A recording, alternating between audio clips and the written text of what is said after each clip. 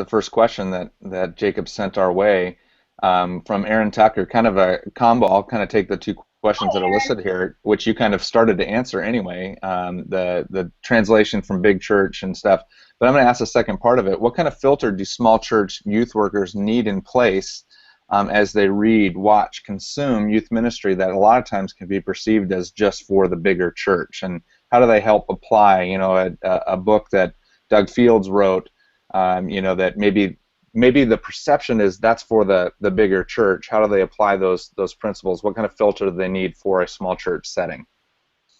Well, for an example, one of the areas that's just simple mathematics, a lot of the game resources that you get, they're all written for being able to play them with 25, 50.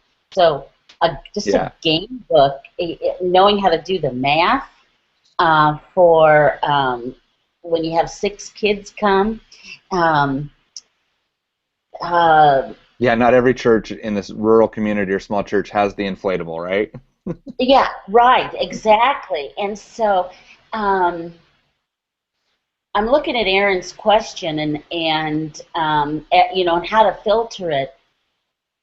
Some of it is you have to learn how to filter the curriculum yourself, but one thing that mathematically could work if a youth ministry was looking for curriculum to teach is to take a curriculum geared towards small groups, not small church youth groups, but small groups. It's already geared towards having 6, 7, 8 students, and then use it because it's already got activities and questions, etc., designed for that number.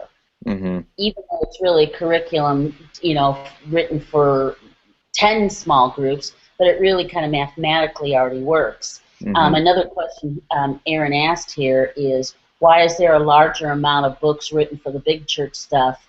I think it's a little bit because it's easier to get resources to larger churches. The mail, the link, the advertising gets to those large churches because they've got a staff person, whereas a small church person, never really sees it. So that's the big question: is how to get resources into the small church hand, and it usually means getting to the pastors somehow. Because either them or the church secretary, because they're the ones that are keeping it or throwing it away. Those are the gatekeepers right there. Yep. Yeah, those are the gatekeepers. So another question that's come in from a brand new youth minister. Welcome. What would you recommend to that new youth minister who's still trying to figure out youth ministry? And as he's trying to figure it out in a small church, what are some of the resources or people that you would want to connect that person to? What are some thoughts there, Steph? I would say this: if I could only read one book about youth ministry, it would be Sustainable Youth Ministry by Mark DeVries. Because it's very practically driven, it's results driven, it's got stuff in it that'll just keep you from getting fired.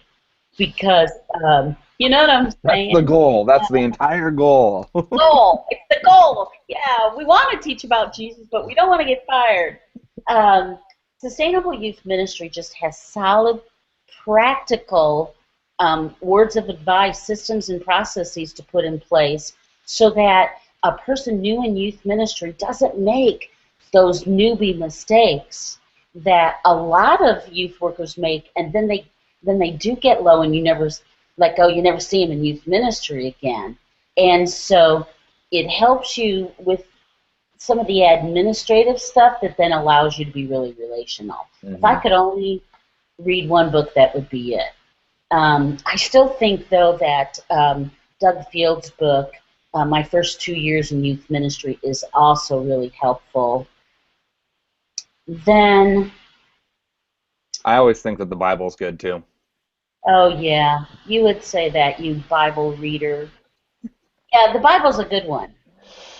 Okay, good. We've Yeah. got a great question here from Aria, and I'm gonna tag on. I sent out some tweets and put it on my Facebook page earlier today for people to ask questions, and Shane actually, who Stephanie knows as well, IM'd or text messaged a question. It goes right along with what Aria asked. Aria says, "How do you develop a youth ministry when you have a handful of teens, 4 or 5, who attend inconsistently and aren't committed to our God?"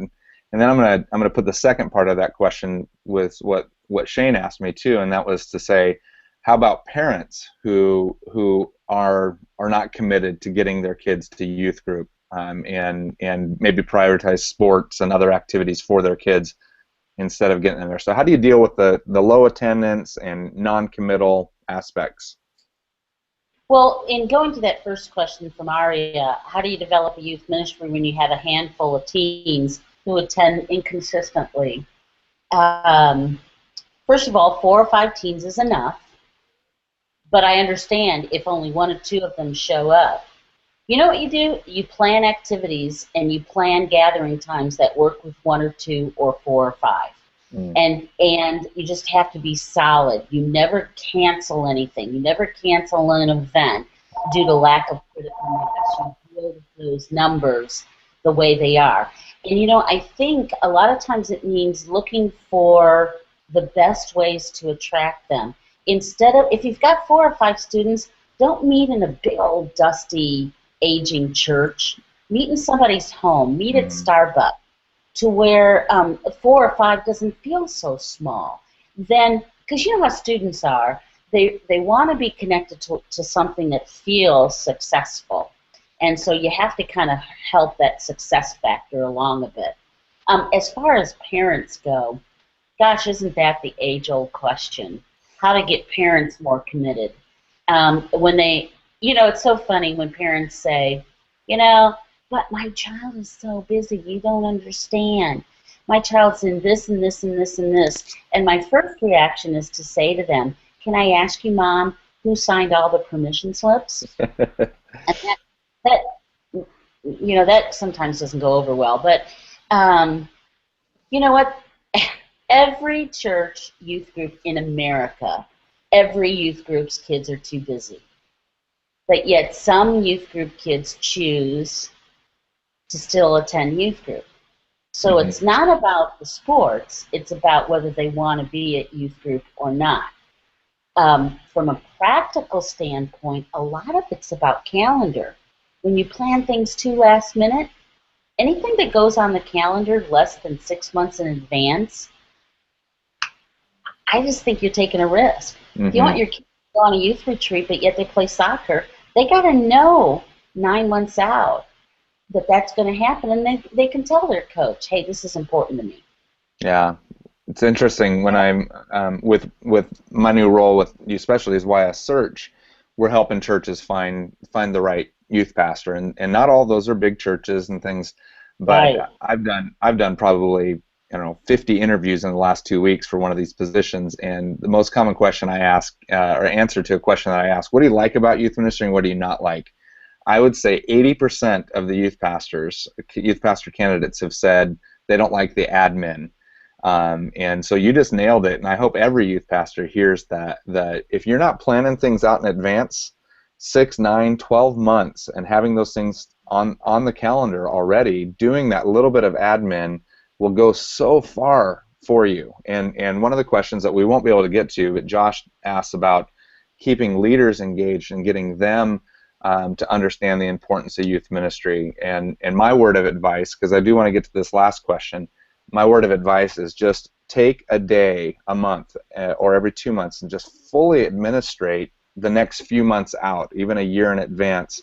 And you'll see that parents start connecting more, students understand what's happening next, leaders will get on board, especially if they know what their role can be within that. This last question, Steph, from Chris Coker. We're a church of about 150 with 20 to 25 students. And his question really is the 6th or 8th graders love the youth ministry. They are the majority of the youth group. How does he keep the senior hires engaged and involved when the majority of the group is those 6th through 8th graders?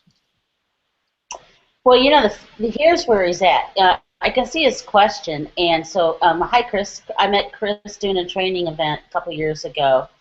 He's at a magical number. He's got 20 to 25 students involved in some ways.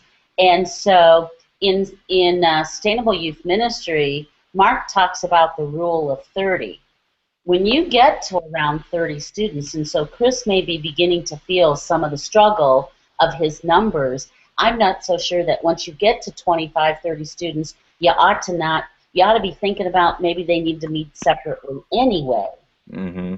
And so it could really be time for that. You know, you do some things together, but you know it's true. A sixth grader, especially, you know, this time of year, new sixth graders coming in, they're so cute and wiggly. So small. They're so smart.